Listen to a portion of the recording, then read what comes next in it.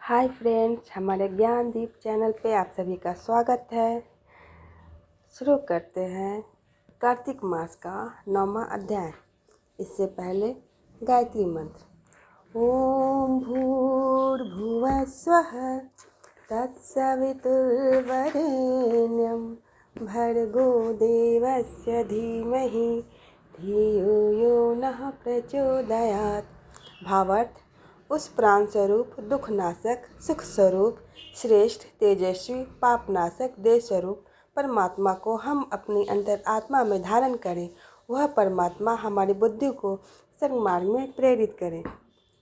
राजा पृथु ने कहा, हे मुनि श्रेष्ठ नारद जी, आपने कार्तिक माह के व्रत में जो तुलसी की जड़ में भगवान विष्णु का निवास बताकर उस स्थान की मिट्टी का पूजा करना बतलाया है। अतः मैं श्री तुलसी जी के महात्म को सुनना चाहता हूँ।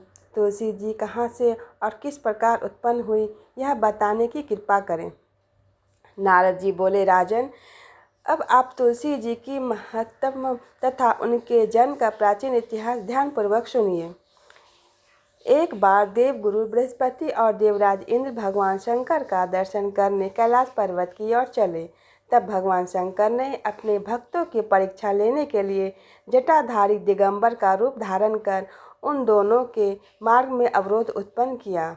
यद्यपि वह तेजस्वी, शांत, लंबी भुजा और चौड़ी छाती वाली गौर वर्ण अपने विशाल नेत्रों से युक्त तथा सिर पर जटा धारण किए वैसे ही बैठे थे, तथापि उन भगवान शंकर को न पहचान कर इंद्र ने उनसे उनका नाम व धाम आदि पूछते हुए कहा, क्या भगवान शंकर अपने स्थान पर हैं या कहीं गए हुए हैं? इस पर तपस्वी रूप भगवान शिव कुछ नहीं बोले। इंद्र को अपने त्रिलोकी नाथ होने का गर्व था। उसी अहंकार के प्रभाव से वह चुप किस प्रकार रह सकता था। उसने क्रोधित होते हुए उस तपस्वी को घूरकर कहा, अरे, मैंने तुझसे कुछ पूछा और तू उसका उत्तर भी नहीं देता। मैं अभी तुझ पर व्रज का प्रहार करता हूँ, फिर देखता हूँ कि कौन तुझे दुर्मति की रक्षा करता है। इस प्रकार कहकर जैसे ही इंद्र ने इस जटाधारी दिगंबर को मारने के लिए हाथ में व्रज लिया, वैसे ही भगवान शिव ने व्रज सहित इंद्र का हाथ स्तंभित कर दिया और विकराल नेत्र कर उसे देखा। उस समय ऐसा प्रतीत हो रहा था कि वह दिगंबर प्रज्वलित हो उठा है और वह अपने तेज से जला देगा।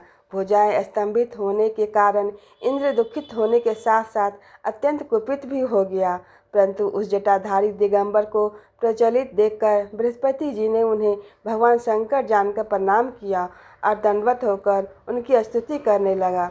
बृहस्पति भगवान शंकर से कहने लगे, हे दीनानाथ, हे महादेव, आप अपने क्रोध को शांत कर लीजिए और इंद्र के इस अपराध को क्षमा कीजिए। बृहस्पति के यह वचन सुनकर भगवान शंकर ने गंभीर वाणी में कहा, मैं अपने नेत्रों से निकले हुए क्रोध को किस प्रकार रोकूं?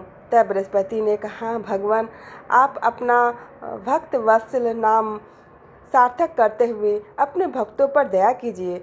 आप अपने इस तेज को अनियंत्र स्थापित कीजिए और इंद्र का उद्धार कीजिए।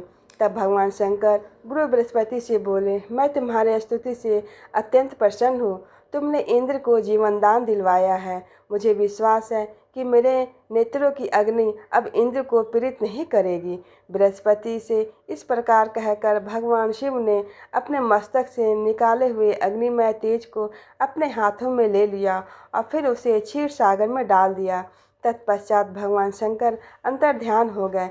इस प्रकार जिसको जो जानने की कामना थी उसे जानकर इंद्र तथा बृहस्पति अपने अपने स्थान को चले गए।